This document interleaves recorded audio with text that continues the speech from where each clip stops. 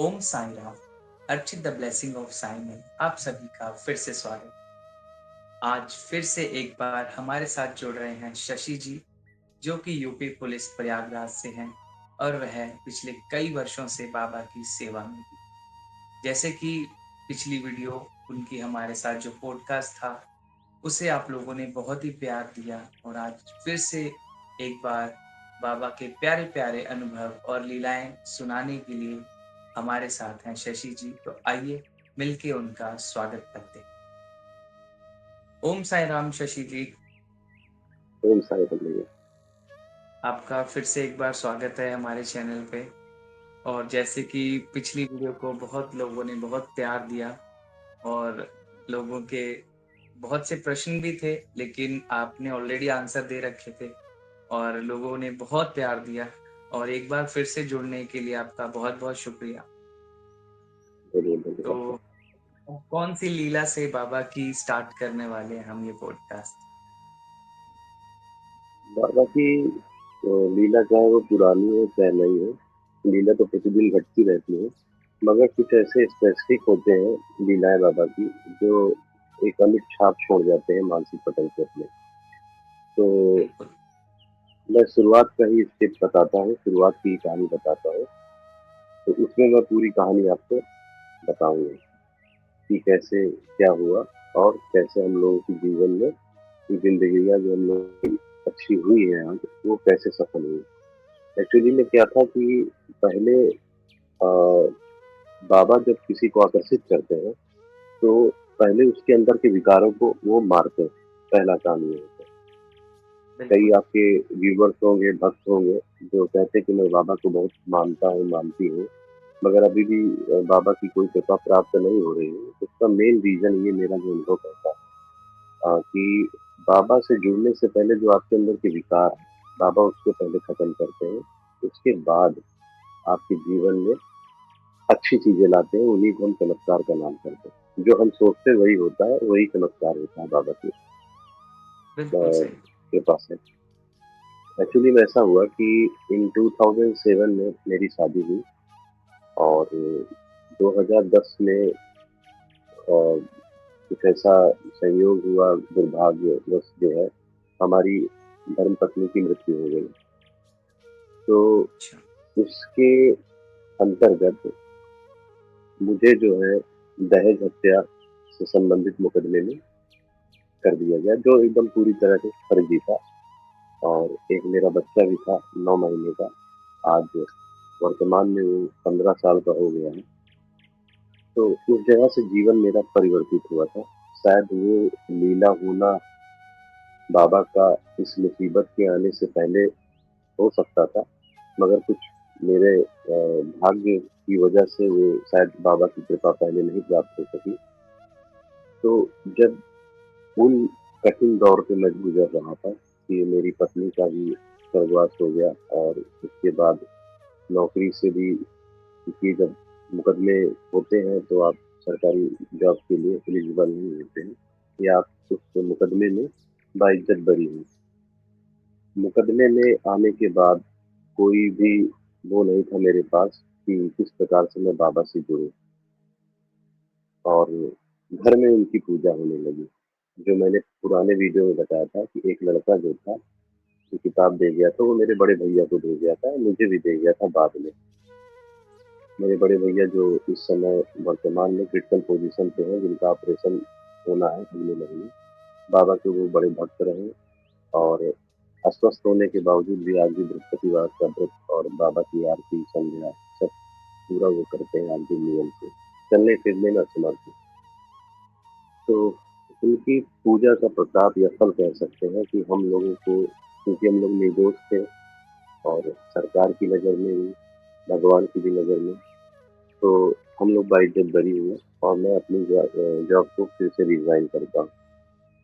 Resign करने के बाद जब मैं आया, तो मैं बहुत ज़्यादा परेशान था, डिप्रेस था। उसमें एक माइनर अटैक पड़ गया मुझे और स्थितियाँ खराब होती गई, मेडिसिन चलने लगी।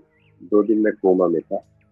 तो जब घर का कमाने वाला या मेन सदस्य जो होता है, वो बीमार पड़ जाए, तो उसके बच्चों पे उसकी माँ और परिवार पर एक गहरा असर पड़ता है कि ये मेन हमारे यहाँ लीड है भरण-पोषण के लिए, तो ये बीमार है तो कैसे चिंता का विषय हो जाता।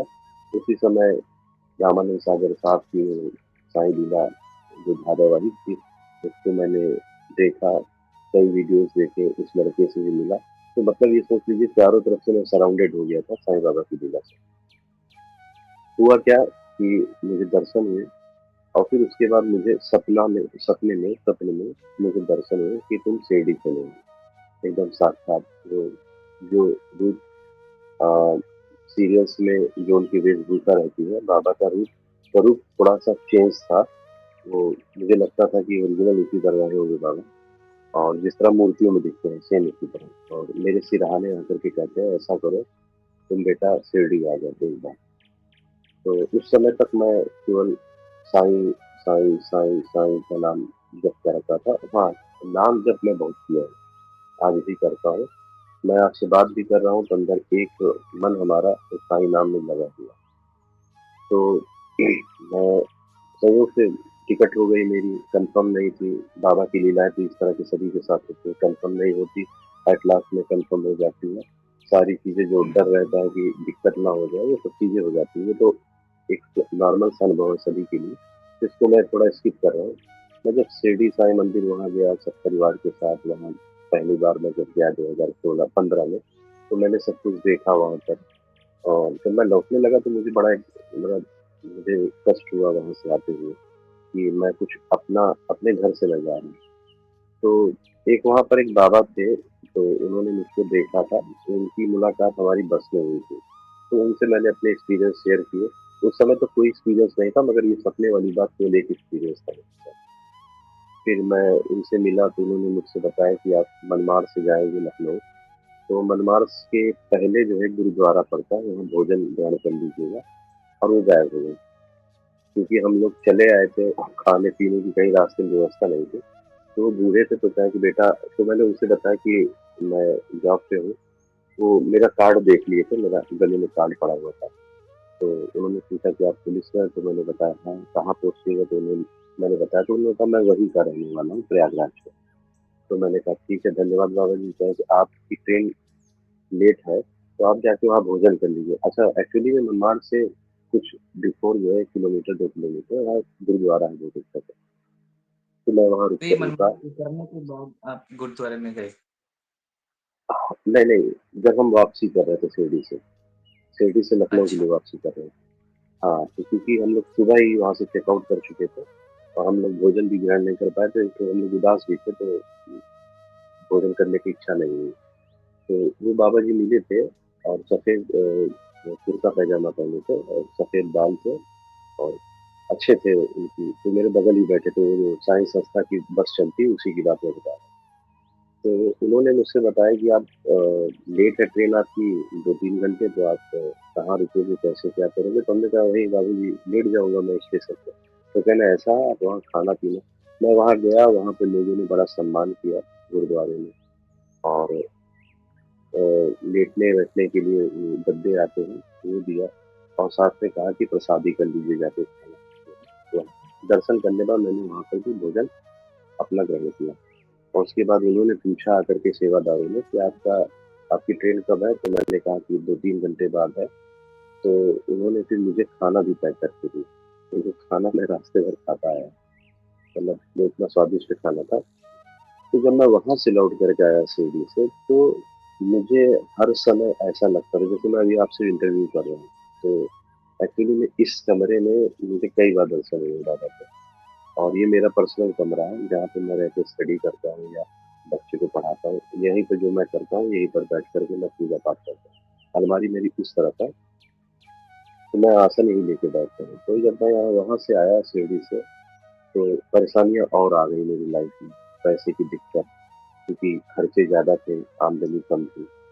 तो बाबा के पास मेरे जहाँ पे मैं जॉब करता हूँ मेरे ऑफिस से 2 किलोमीटर पे साईं जी का मंदिर है। तो मैं वहाँ डेली सुबह, दोपहर, शाम जाने लगा। वहाँ का भी नाम है शिरडी साईं स्थल, उसका भी नाम शिरडी। तो वहाँ मैं जब गया तो वहाँ के पंडित जो लोग थे तो उन्होंने बताया कि मूर्ति में चमत्कार है।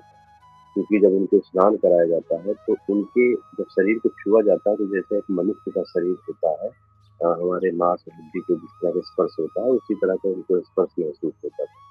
तो मेरा जन्मदिन भी था और नियर अबाउट मैं वहाँ गया तो मैं कभी-कभी अकेले भी चला जाता था। क्योंकि वहाँ की जो यातायात व्यवस्था है वो हमारे कंट्रोल द्वारा ही होता है, तो वहाँ पर हमारे जो प्रबंधक थे मंदिर के तो उन्होंने मुझसे रिक्वेस्ट की थी कि सर कुछ बैरिकेडिंग्स लग जाती है यहाँ पर तो ज़्यादा अच्छा होता। तो मैंने वो प्रोवाइड उनको पुलिस की तरफ से मैंने व्यवस्था करवाई थी और फिर मैं वहाँ पर एक नीचे द्वारिका माई है, वो ज़मीन के नीचे अंडरग्राउंड है, तो मैं वहाँ जा कर के अकेले में एकदम एकांत में वहाँ पर करने लगा। तो आप विश्वास नहीं मानोगे कि उस समय मेरे ऐसा लगा कि मेरे पीछे कोई खड़ा होकर के बात सुन रहा है और मैं सारी बातें अपनी बाबा से कह रहा हूँ। कभी आँख बंद करके, कभी खोल करके, तो एक एहसास होता है कि कोई एक फिज़िकल बॉडी मेरे पीछे खड़ी है। तो मैं जब पलट के पीछे देखता हूँ तो कोई नहीं रहता। तो इसको मैंने कई बार वहाँ रिवाइज़ किया। फिर मैं आकर के जब खाना खा के सोता हूँ, दिन की ड्यूटी समाप्त करने के बाद, तो बाबा फिर सपने में आते हैं।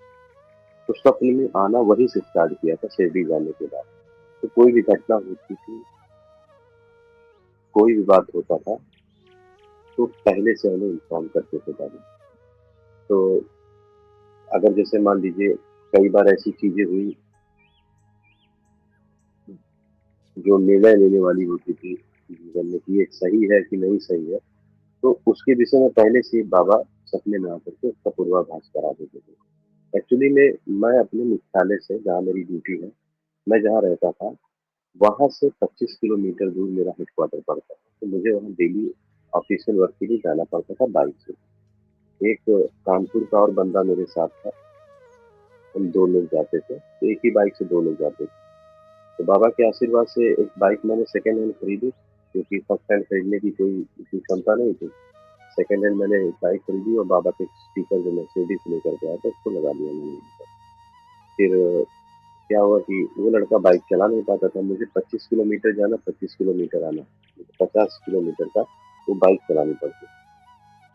एक दिन क्या हुआ कि जहाँ पर आप लोग कुंभ में गए होंगे, तो एक जो पुल पड़ता है काठमांडू का, तो उसके नीचे से एक रास्ता गया हुआ था, अभी कुंभ में बनाए हुए। उसी जहाँ की बात है कि मैं आ रहा था और सामने से एक ट्रक वाला खड़ा था, कोई ट्रैफिक नहीं था, मैं जा रहा था। शाम का ही 6 साढ़े 6 बज रहा था। ट्रक वाला ऑटोमेटिक पता नहीं कैसे स्टार्ट हुआ, वो बस मुझसे एक पटरी दूरी पर वो रहा और मेरी तरफ बढ़ाया थोड़ा। और मुझे उस समय ये एहसास हुआ कि मुझे किसी ने, क्योंकि बाइक ऐसे हो गई थी, इस पोजीशन पे हो गई थी, मगर मैं गिरा उस तरफ था और मैंने कोई भी प्रयास नहीं किया था कि अपनी बॉडी से कोई मैंने पावर लगाई कि मैं इधर उछल जाऊँ या उधर उछल जाऊँ। वो मुझे ऐसा लगा कि किसी ने मुझको ऐसे उठा करके ऐसे फेंक दिया।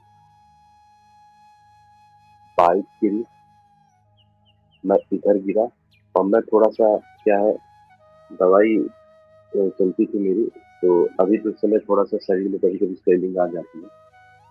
उस समय स्वेलिंग नहीं थी शरीर में, तो मेरी वर्दी बहुत, मैं फिट वर्दी पहनता हूँ। तो मैं जब गिरा हूँ तो ना तो मेरे शरीर में कहीं खरोंच आई है, ना मेरी वर्दी फटी है, ना मेरी वर्दी गंदी है। और जब वो क्षण बीता है, उसके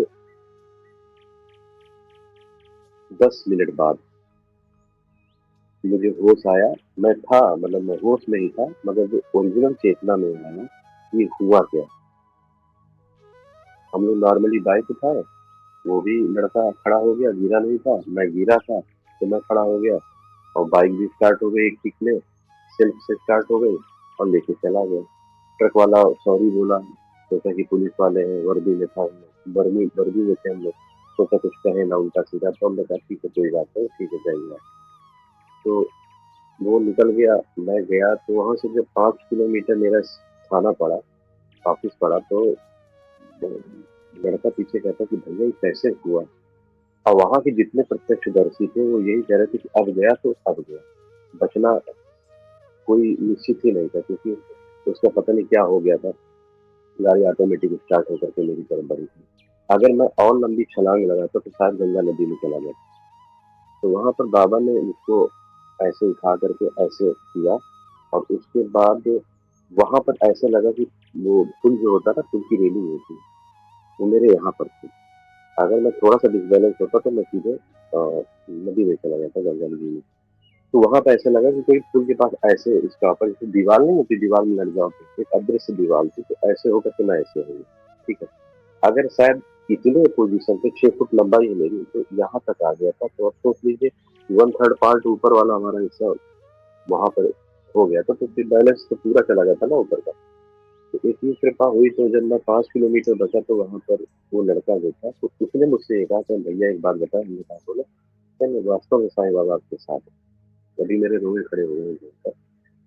तब मेरा दिमाग गया कि यार ये बंदा ये फ़ील किया। तो मैंने उससे कहा कि यार तुमको कुछ ऐसी कुछ परछाई या कुछ साया कुछ दिखाई पड़ा? कहे नहीं भैया, जिस हिसाब से आपकी गाड़ी डिसबैलेंस हुई और जिस हिसाब से आप गिरे हो और जिस हिसाब से आप खड़े हुए हो, जिस हिसाब से आपकी वर्दी एकदम सुरक्षित है, आपका शरीर सुरक्षित है, कहीं मिट्टी तक नहीं लगी, तो और क्या कहा जाए। तो ये मैं बाद में मंथन किया, वहाँ पे मेस में खाना खाया, फिर मैं उसके साथ रूम पे आ गया, हम लोग साथ ही रहते थे।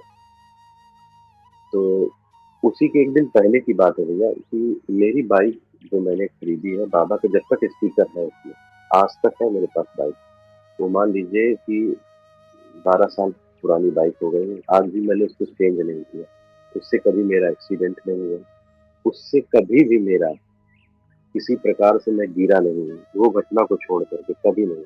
कभी पेट्रोल नहीं खत्म हुआ, अगर पेट्रोल खत्म हुआ है तो पेट्रोल टंकी मिल गई है। और एवरेज के मामले में अच्छी है ये, एवरेज बहुत ऐसे लगता है कि उसमें पेट्रोल भरा ही है। उसमें मैं 100 रुपए का पेट्रोल डलाता था और 4-5 दिन 100-100 किलोमीटर में जाता था। मुझे पता नहीं, कोई भराता भी नहीं था उसमें दूसरा। तो एक्चुअली में क्या हुआ कि एक दिन मेरी गाड़ी ऑटोमेटिक खराब हो गई। तो हमने उससे कहा कि यार ये सब चीज़ें मत मानो, ठीक है, मैं मानता हूँ, ठीक है, तुम अब इस चीज़ को मत करना, क्योंकि हम तुम समझते हैं मगर और लोग जो है इस चीज़ को मज़ाक के रूप में उठा सकते हैं।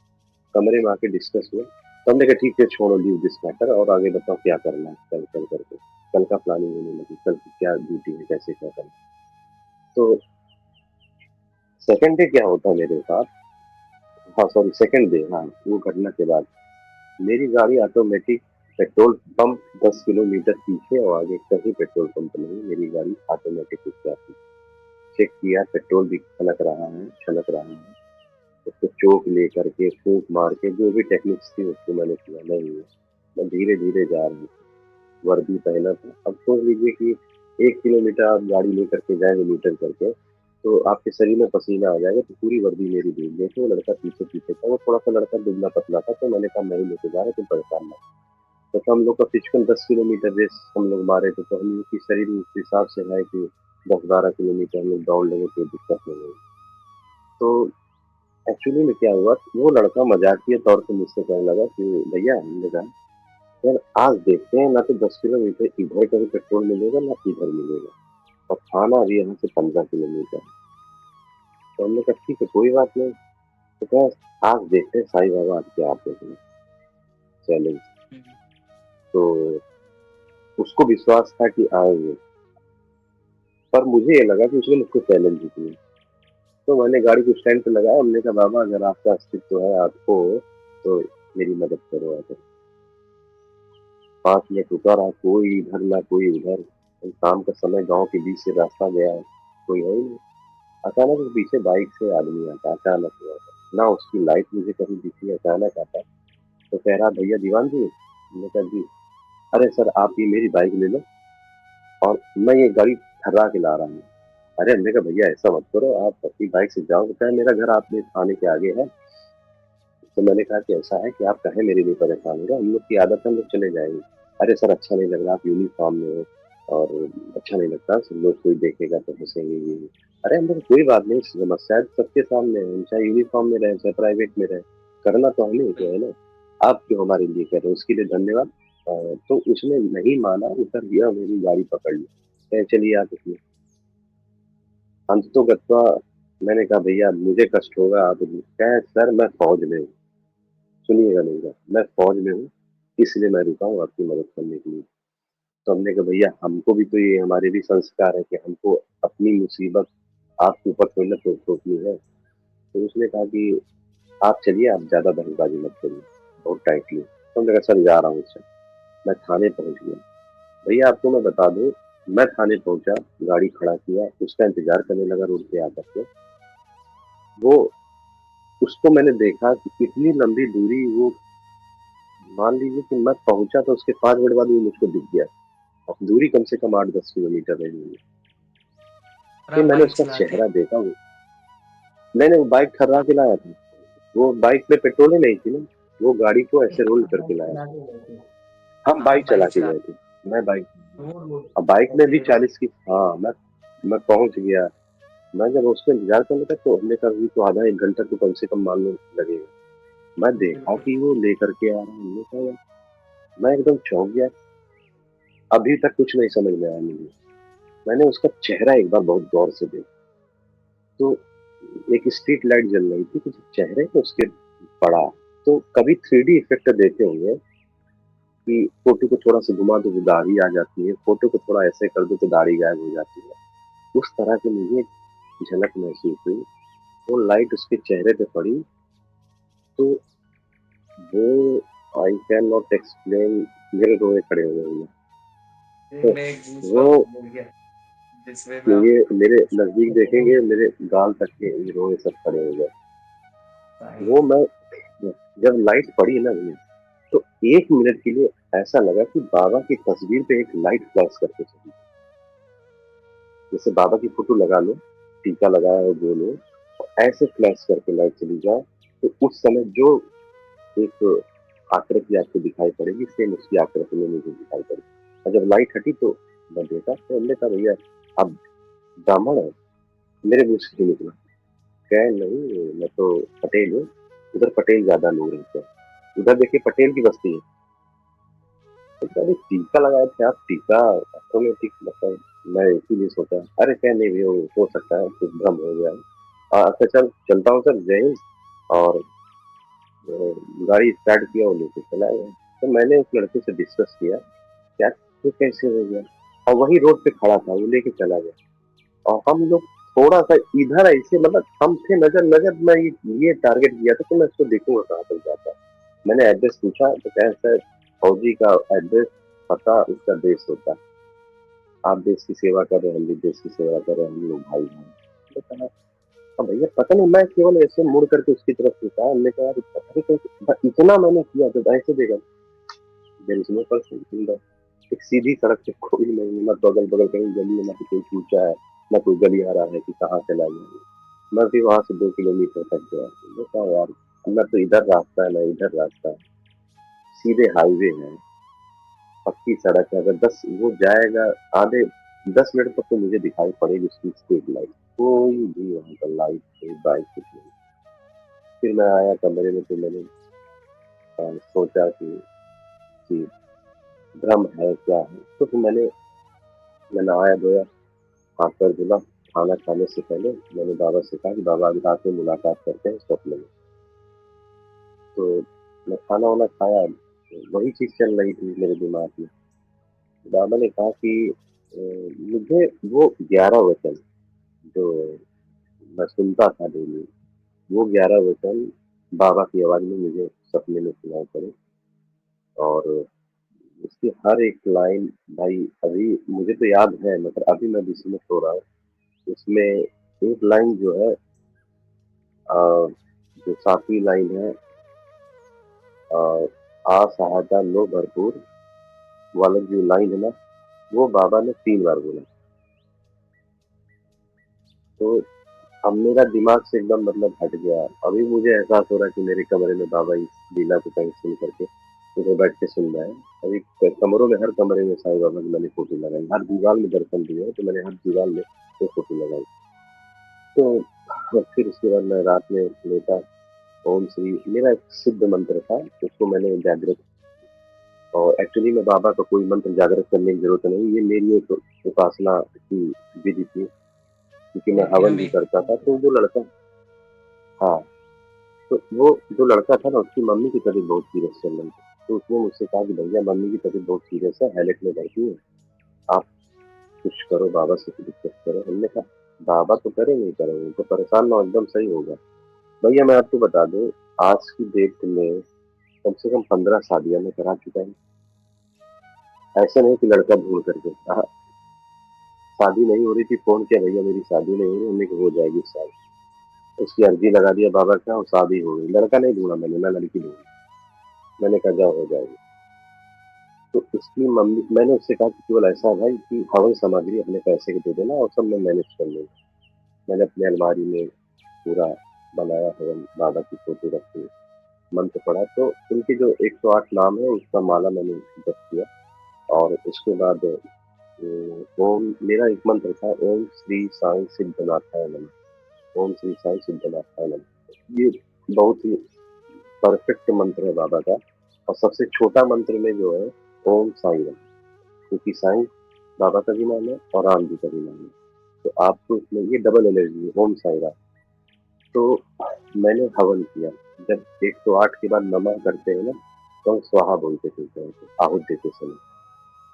और भाई साहब वो इतनी सीरियस थी उनकी मम्मी, 1 घंटा हवन करने के बाद जब मैंने अपने वस्त्र पूजा के वस्त्र अलग है मेरे, तो मैंने जब उसको हटाया, उसका फ़ोन आ गया कि भैया मम्मी खतरे से बाहर है, घर आ गई।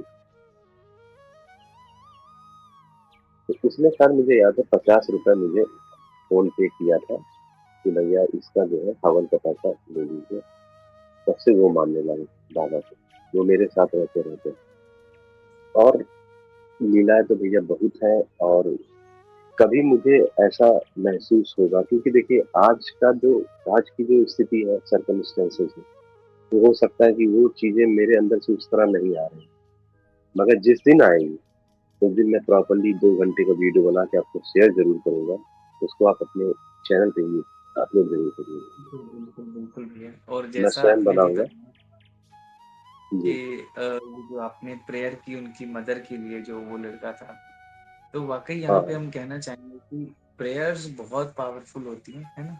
और इसके जी, रिज़ल्ट 100% होते हैं। आप जी। कभी भी किसी के लिए यदि दुआ करते हैं या प्रे करते हैं, तो वो डेफ़िनेटली 100% होती है। बस उसमें भी कहते हैं ना कि भाव बहुत इम्पोर्टेंट होता है कि आपने जिस भाव से उनकी मदर के लिए प्रे किया होगा, वो बाबा तक पहुँचा और बाबा ने कोई ना कोई सॉल्यूशन दिया उनको। तो एक चीज़ मैं वाक़ई अनुभव और प्रेयर बताना बहुत चाहूँगा भैया, पावरफुल है। जी। आपको एक अनुभव और बताना चाहूँगा। ये जी, जी, बिल्कुल। जो आपके दर्शक हैं, उनमें से कई लोगों के अंदर ये प्रश्न ज़रूर होगा, 95% मान लीजिए, कि ये भैया बता रहे हैं या इसके पहले की वीडियो में जो लोग बताए कि बाबा इस तरह दर्शन दिए, मुझे तो दर्शन नहीं दिए। ऐसे लोग होते होंगे, कमेंट करते होंगे हाँ, कि बहुत बाबा मेरा बहुत उद्धार कर बहुत दो। बहुत एक्चुअली होते हैं, बहुत लोग बहुत होंगे। लोग भी हैं।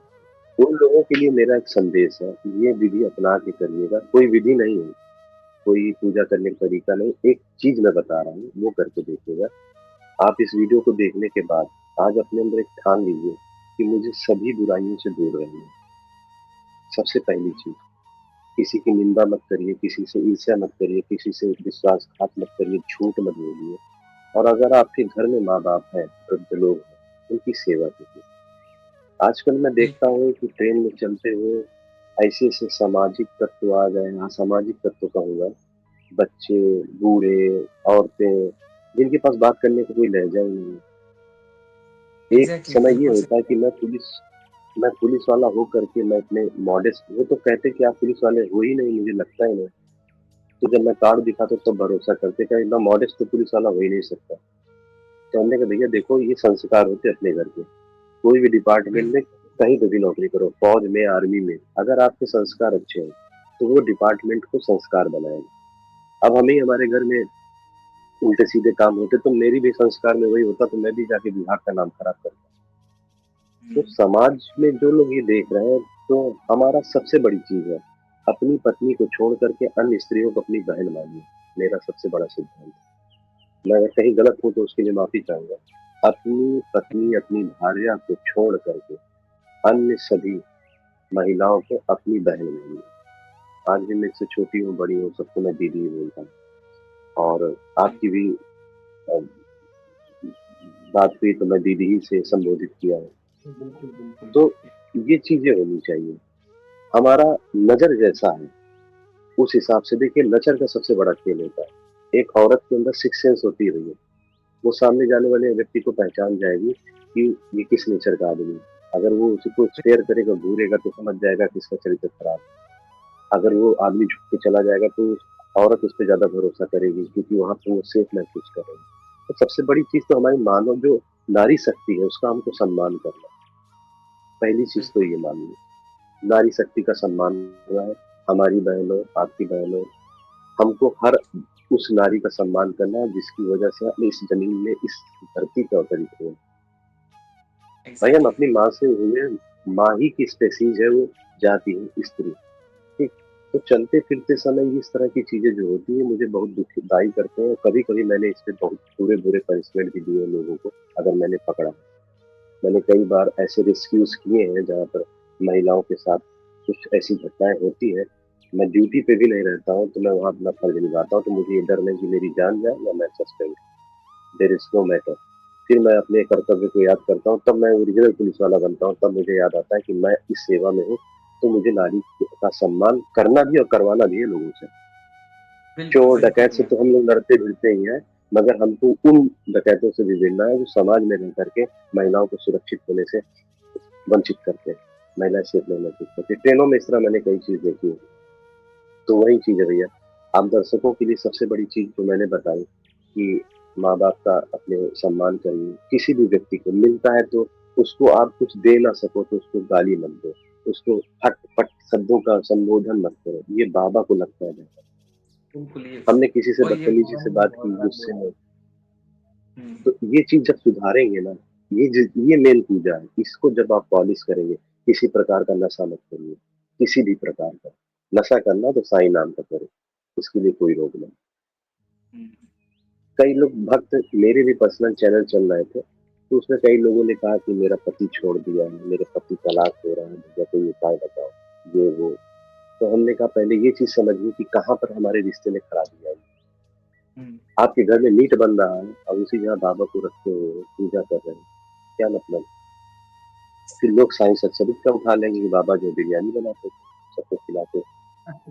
तो उस जगह अगर उस चीज़ को देखना है तो उसको आप रियल में जाके देखो, हमारा धर्म है, हमको क्या खाना है, हमें किस तरह खाना है, ये हमारी सोच है ना। हम किसी जीव की बिल्कुल। हत्या करके क्यों खाएँगे? ये बताइए। हुँ, जितनी जीव जान हमारे अंदर उतना उस जीव के अंदर। ये सब चीज़ें छोड़ दो, उसके बाद बाबा की भक्ति में लग जाओ। अगर परिवर्तन ना हो जाए, तो इसी वीडियो के कमेंट में आकर के मुझे सामने हाज़िर करा कर के जो कहना हो कहो। ये मेरा स्वयं का अनुभव है और सबसे बड़ी चीज़ क्या होती है ना, जब आप बाबा की भक्ति करने लगोगे ना, तो आपके अंदर अच्छे-अच्छे विचार ऑटोमेटिक आने लगेंगे। पहली चीज़, ये तो है। आपके चेहरे में एक ये स्पेशल आपने बहुत चमक सही बात आएगी बोली कि सबसे और लोग पहले आपसे बाबा आकर्षित होंगे। विचार बिल्कुल, सबसे पहले बाबा जी, विकारों को दूर करते हैं, है ना? और उसके लिए स्टार्ट हाँ, हमें खुद हाँ, करना पड़ता है ना? जब हम जी, ही स्टेप नहीं लेंगे, तो कहाँ से कोई चीज़ जी, आगे आके हेल्प करे। तो जब हम अपने विकारों को जी, जी, कंट्रोल कर किसी तरह वो ज़रूरी नहीं कि कोई नॉन-वेज खाए या बोले कि मैं तो वेजिटेरियन हूँ या कोई बोले कि मैं कोई नशा नहीं करता, लेकिन विकार तो बहुत तरह के होते हैं ना? जैसे आपने अभी बताया हाँ, कि किसी विकार के तो दो। बारे में सोचना भी एक तरह से विकार है ना? तो इन सब चीज़ों पे जब हम हाँ, कंट्रोल करेंगे, खत्म करेंगे अपने अंदर से, तो ये वाक़ई सच है कि बाबा तो कदम बढ़ाते ही हैं। जैसे बाबा कहते हैं ना कि जो मेरा भक्त अगर मेरी तरफ 1 कदम बढ़ाता है, तो मैं उसकी तरफ 100 कदम मैं उसकी बढ़ाता हूँ, तरफ है ना? सॉरी नहीं। तो ये बिल्कुल। एक्सपीरियंसेस है भैया, बहुत से एक्सपीरियंस है, कम से कम नियर अबाउट 1000 मान लेते हैं, छोटे-बड़े मिला करके। और कई बार ऐसा हुआ कि कभी-कभी जो लोग कहते नहीं यार मैं मानता नहीं भूत-प्रेत में, उसका भी एक मुझसे मिला। एक्चुअली में रात में हम लोग की चलने की आदत है, तो अभी भी ये आदत में है कि क्योंकि पोस्टमार्टम एक्सीडेंट में कई जगह पर मरकरी में जाना, इस तरह के काम होते रहते हैं पुलिस में। तो ऐसे क्या हुआ कि अभी भी मुझको बता दो कि मुझे लखनऊ जाना है, तो मैं बाइक से चला जाऊँगा, मुझे डर नहीं लगेगा। और एक्चुअली में क्या हुआ कि एक करजन पुल है हमारे यहाँ, लॉर्ड कर्जन के समय का बना हुआ पुल है, तो मैं उससे निकल गया। मेन पुल से ना जा करके मैं उधर से घूम गया। वो भी चलता-फिरता है, वहाँ पे लोग मॉर्निंग वॉक करते थे। तो मैं वहाँ जब गया तो मुझे कुछ दिखा, तो मेरी एक आदत थी टोकने की कि क्यों बैठे हो यहाँ पर, क्या कर रहे हो इतनी रात? तो हुँ, अचानक हो गया। मैं जब गाड़ी स्टार्ट कर रहा हूँ, गाड़ी स्टार्ट नहीं हो रहा, तो भय भी हो गया अंदर से, गाड़ी स्टार्ट नहीं हो रही। तो एक्चुअली में ऐसा मुझे लगा कि उस समय मुझे पूरी तरह से कोई यहाँ पर बाजू में बहुत तेज़ी से टाइटली पकड़ लिया और मैं उसको मैं ऐसे-ऐसे करके कर रहा हूँ और मैं निकाल रहा हूँ मुँह से साईं बाबा, वो निकल नहीं रहा है। मेरी पर्स में हमेशा एक भभूत पड़ी रहती है बाबा की खुदी और मेरे हाथ में एक चांदी की अंगूठी है, बाबा की इसमें आकृति है, जी, ये जी। देखिएगा गौर से। हुँ, तो इसको मैंने ऐसे किया, ये अंगूठा लगाया और वैसे मेरा शरीर एकदम ढीला हो गया, मगर जब मैं रात में सोने लगा तो जहाँ मुझे दर्द हुआ, ऐसा लगा कि टाइटली जगह पे बाँधा था मुझे। तो ऐसे भी कई चमत्कार हुए। तो बाबा की भक्ति में बड़ी शक्ति है और जो इसके रस में जो आनंद है ना, कहीं का नहीं। वास्तविकता में बताऊँ, अगर जीवन को आप उन्नत या सफल और भविष्य को अपने उज्ज्वल करना चाहते हैं, तो मेरी सलाह यही है कि अच्छे कर्मों के साथ बाबा का नाम निरंतर जप करिए, अपने कर्म में लगे रहिए। आप अपने दायित्वों को मत भूलिए। आप पूजा करने जा रहे हैं, घर में माँ प्यासी है, उसको पानी नहीं दे रहे हो, भगवान को जा रहे हैं पूजा करने। तो पहले पानी दीजिए, तब उसके बाद पूजा कीजिए। अब पूजा छूट भी जाती है। आज बाबा तो इतने सरल है भैया, आपको मैं बता दूँ कि जो चमत्कार मेरे साथ है, कभी मैंने इसके लिए कोई मैंने आसन नहीं लगा के मैं बैठा कि भाई मैं की स्थिति में बैठ के पद्मासन में बैठ करके मैंने कोई ऐसी चीजें नहीं की। मैं आपको बता दूं कि मैंने केवल ऐसे ऐसे मैं नॉर्मली बात करता हूँ, दीवार में एक जगह केंद्रित करता हूँ, बाबा आप ये गलत कर रहे हैं, ये मुझे चाहिए और ऐसा है, ये चीज नहीं सही है। बस यही। किसी की शादी के लिए अर्जी लगानी होती थी तो मुझे सब लोग अर्जी वाला समझ लिए थे, पुलिस वाला कम, अर्जी वाला ज्यादा पूछते थे। तो मैंने कहा ठीक है हुँ, भैया, समस्या आपकी है तो मुझे बताइए। अच्छा, मेरे बाबा में इतनी शक्ति है कि जैसे आपने कहा कि भैया मेरा ये काम नहीं बन रहा है, तो बाबा जान रहे ना कि मैं अपने लिए नहीं मांग रहा हूँ, दूसरे के लिए मांग रहा हूँ। परोपकारान सताम विभूतया। जो वृक्ष फल देते हैं परोपकार के लिए देते हैं, अपने लिए नहीं लेते, वो दूसरों को खाने के लिए देते हैं। और जो परोपकार के लिए ही नदियाँ बहती हैं, वो खुद पानी नहीं पीती हैं, प्यासों को पानी पिलाती हैं। तो ये यस। इस अर्जी में सबसे ज़्यादा ताकत होती है। आप किसी दूसरे के लिए प्रे करते हैं। प्रे में ताकत होती है, मगर जब आप किसी दूसरे के लिए, अन्य के लिए उसके अच्छे कामना से कामना करते हो, बाबा से अर्जी लगाते हो, तो कोई विधि-विधान नहीं, साधारण से हाथ पैर धुलो, बाबा के सामने हाथ जोड़ो, बाबा ये है, ये आपका भक्त है, इसको ये समस्या है, उसकी ये समस्या से निदान करो। आपका अस्तित्व है इस समाज में, कलयुग के आप साक्षात देव हो और मेरी ये आराधना आपसे है कि आप अपना आशीर्वाद उसको दो, ये पूरा करो। एक बार कहने के बाद भैया तीसरे दिन फ़ोन आता है कि भैया शादी हो गई और लड़का भी अच्छा मिल गया, दहेज भी कम ले रहा है। बताइए बिल्कुल, कहाँ मिलेगा? ये तो बहुत और बड़ा अभी उन भाव लोग है। को मैंने उन वो मैसेज किए मुझे, तो मैंने उनसे कहा कि पहले दोनों लोग जोड़े से जाकर के बाबा के दर्शन करके आए। तो वो लोग दिल्ली में हुँ, हैं इस समय, तो दिल्ली में वो जो लोधी रोड वाला मंदिर है, वहाँ पे जाके दर्शन किए। तो हमने कहा मैंने मैंने तो माँगा था शिरडी में जा कर के, तो आप शिरडी जाओ। तो वो लोग शिरडी जा रहा है। हाँ, तो ये चीज़ नौकरी भैया के लिए, मुझे जॉब लगता के है लिए। कि इसमें हुँ, भाव बहुत इम्पोर्टेंट है। आपका जो प्रेयर है या आप हुँ, जो भी विश करते हो हम आप जैसे अर्जी बोल रहे हो, अर्जी लगाते हो, तो इसमें भाव जी, होना बहुत इम्पोर्टेंट है। जैसे बहुत से लोगों ने इस चीज़ को बिज़नेस बनाया हुआ है, तो उनके लिए आप क्या गलत है। कहना चाहोगे? सब लोग बिज़नेस बना के बिज़नेस क्या बैठे हैं भैया, ना। इंस्टाग्राम का पेज है, अच्छे फॉलोवर हैं उनके। मैंने उनको कई बार इस चीज़ पे टीका भी किया है, टोका भी है, हुँ, कि गलत चीज़ें हैं। फ़ोटो के नीचे आप अपना नाम, पता ये दीजिए, खोया प्यार, वशीकरण। बाबा तो मैं कभी इस चीज़ का समर्थन नहीं किया, बाबा की फ़ोटो के साथ उसको करके किया। उसको मैंने साईं संस्था के वो मेंशन किया था, मगर अभी वहाँ से कोई रिप्लाई नहीं मिला है। और चूँकि हम लोग भी मजबूर हो जाते हैं किस जगह पर कि हम हुँ, लोग इसका खुल करके विरोध भी नहीं कर सकते हैं। क्योंकि कुछ डिसिप्लिन्स होते हैं, कुछ रूल्स होते हैं हमारे यहाँ। तो ऐसी चीज़ों के लिए बाबा को हम कहते हैं, बाबा इसको थोड़ा-सा बुद्धि दो। बुरा तो एग्ज़ैक्टली। लगता है भैया, बहुत बुरा लगता है जब बाबा के लिए कोई उल्टा-सीधा बोलता बाबा को बहुत है। मगर यूज़ बाबा किया ने जाता कहा है है कि नाम को, नॉट बाबा हाँ, को। नाम को बर्बाद किया जाता है। नाम वो बहुत से ऐसे यूट्यूब चैनल हैं। एक तो देखो, अभी जो घटना बनारस में हुई थी, उसके बाद से देखिए भक्तों की संख्या बढ़ गई और ये सब बड़े-बड़े जी हाँ, ये सेलिब्रिटीज़, नेता, आज मैं भी अमित शाह जी आए हैं। बिल्कुल, हाँ, बिल्कुल, बिल्कुल, बिल्कुल। तो और हम सुनिए उस चीज़ 2 से चीज़ें और बता रहा हूँ, नई चीज़ ऐड करता हूँ। एक अजय गौतम थे और एक लोग और थे यूट्यूबर। उनको राहता कोर्ट से वो मिला है पनिशमेंट, उनको सर कोई बात अल्टीमेटम नहीं, दे मतलब दिया गया है। समथिंग कोई था वो। जी, वो तो वो तो पता नहीं किस हिसाब से बोलता था, वो हमेशा लगा रहता था बाबा चाँद लिया। अरे यार, पढ़े-लिखे इंसान हो, चाँद मियाँ पाटिल वो था जिसकी बारात में बाबा गए थे। इतना तो तुम्हारे दिमाग नहीं है, तुम्हारी और कौन-सी बात का मदार माने भाई? तो बाबा की जो महिमा है वो उस चीज़ से परे, मगर ये सब भक्त बनेंगे, एक समय ऐसा आएगा ना, ये सब शिरडी में दिखाई पड़ेंगे, आपको मैं बताऊँ। बिल्कुल, एक लोगों ने तो माफ़ी भी माँग ली है, एक लोगों ने तो हुँ, माफ़ी भी माँग ली है, यूट्यूब चैनल पे देखा भी होगा, फेसबुक पे लाइव। तो ये चीज़ है और आपके सभी दर्शकों को मैं यही कहना चाहूँगा कि आप लोगों ने इस हमारे पहले वीडियो को बहुत प्यार दिया, उसके लिए बहुत-बहुत धन्यवाद। और आप लोगों से यही एक विनती है, इस वीडियो से जो भी आपने समझा या सीखा है, बाबा की भक्ति करने का जो सही तरीका, पूजा, आरती, घंटी, ये सब चीज़ से कोई मतलब नहीं। यहाँ बाबा विराजे, यहाँ पर रखो और अंदर ही अंदर उनको वो करो, बाबा हमेशा साथ में रहेंगे। ये मेरा बिल्कुल, अनुभव है और ये अभी तक मैं महसूस करता आता हूँ और मैं आज अपने इस ब्रह्मांड का सबसे खुशनसीब इंसान हूँ और सबसे खुश इंसान हूँ इस ब्रह्मांड में, बाबा की कृपा से। बहुत सुंदर भैया। बहुत ही प्यारे अनुभव मतलब समय का तो पता ही नहीं चलता जब आप कोई भी अनुभव सुनाते हो तो। और वाक़ई में मैं कहूँगा कि बाबा का बहुत ही बाबा की असीम कृपा है आप पे कि आप साक्षात एक तरह से ब्लेसिंग लेते हो बाबा की और बाबा हमेशा आपके साथ रहते हैं।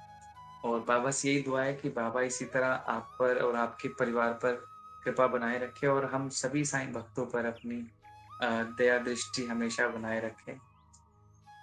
जाने से पहले भैया साईं भक्तों के लिए फिर से एक कोई भी छोटा-सा मैसेज अगर आप देना चाहो, स्पेसिफिकली आप वो चीज़ें इंक्लूड ज़रूर करना जो कि बाबा के नाम पे मैंने जैसे बोला, बहुत लोग गलत चीज़ें फैलाते हैं, है ना?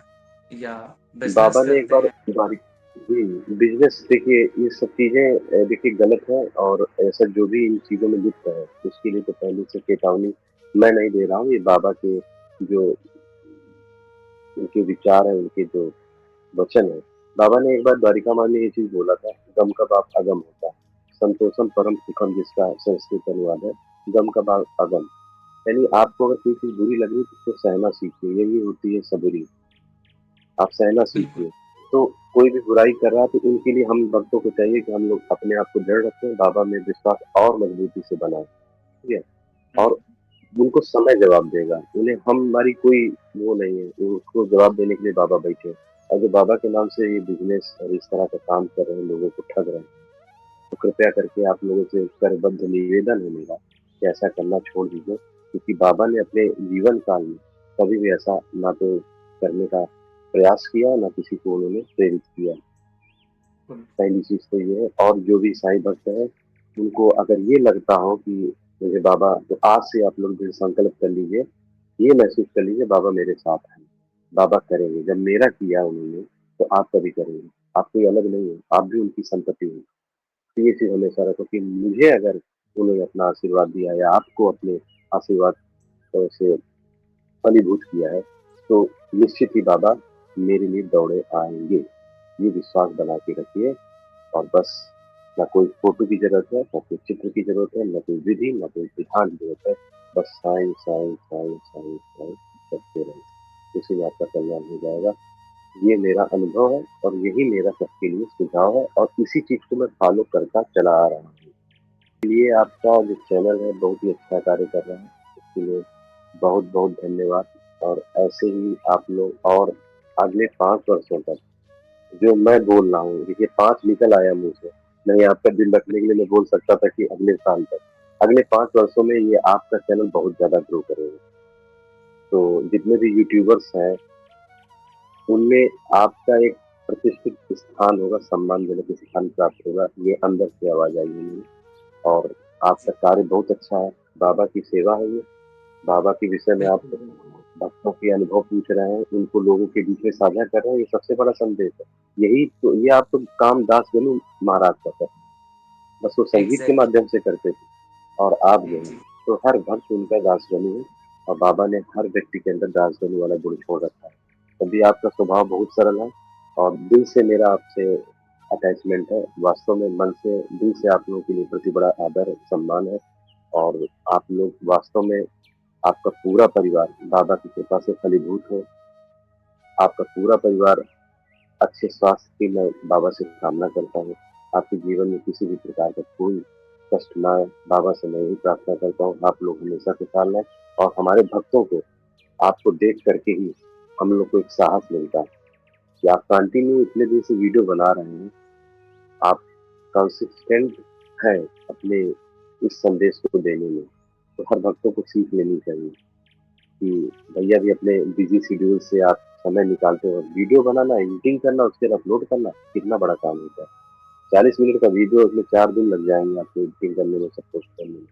फिर भी ये सेवा है बाबा की, ताकि बाबा के कुल लिए सेवा है जो अभी। संदेश है, सेवा है, निस्वार्थ भाव से सेवा है और आपके चैनल को बहुत-बहुत धन्यवाद, बहुत अच्छा कार्य है और मुझे तो पहली नज़र में जब आपका चैनल मिला तो मैंने आपको उसी दिन सब्सक्राइब किया, उसके बाद मैंने आपको इंस्टाग्राम पे संपर्क किया और सभी भक्तों की तरफ से और मेरी तरफ बहुत-बहुत धन्यवाद। ऐसे चीज़ों को आप लाए हैं कि मन प्रसन्न हो गया, अच्छे-अच्छे लोगों से मुलाकात करा रहे हैं। ऐसा एक्चुअली में आपका भैया ऐसा है ना कि आपकी वीडियो को कोई स्किप करके नहीं देखता होगा, ये श्योर है।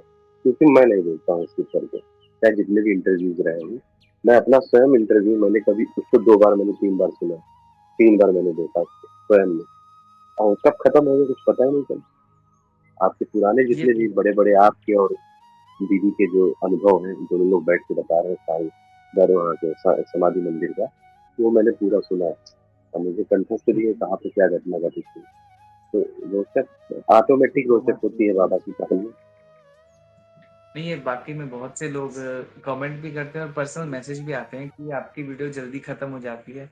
वो तो हमें देखो टाइम एक हुँ, ड्यूरेशन रखना पड़ता है कि हाफ एन आवर या मैक्सिमम 1 आवर से ऊपर ना जाए।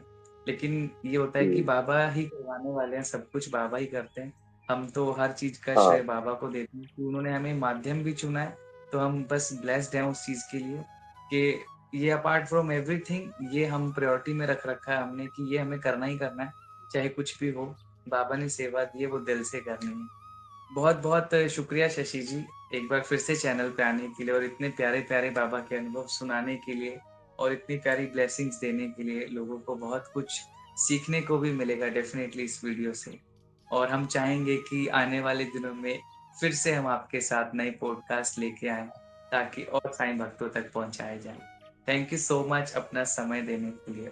ओम साईं राम। ओम साईं। साई